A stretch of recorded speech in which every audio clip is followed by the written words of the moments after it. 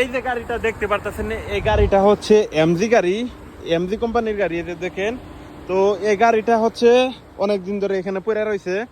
তো মদিরে আমার বললো গাড়িটা চেক করে আয় আর দেখ সবকিছু ঠিকঠাক আছে নাকি, তেল আছে নাকি।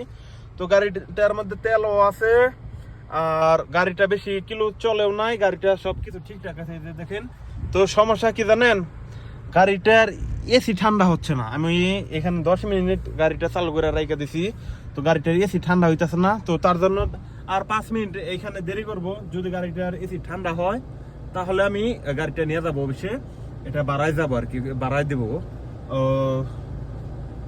মোটামুটি মনে হয় ঠান্ডা আসতেছে, ঠিক আছে। তো যাই হোক, ভিডিওটা সবাই শেয়ার করে দিন।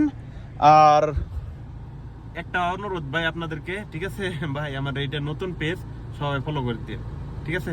আল্লাহ হাফেজ ভাই।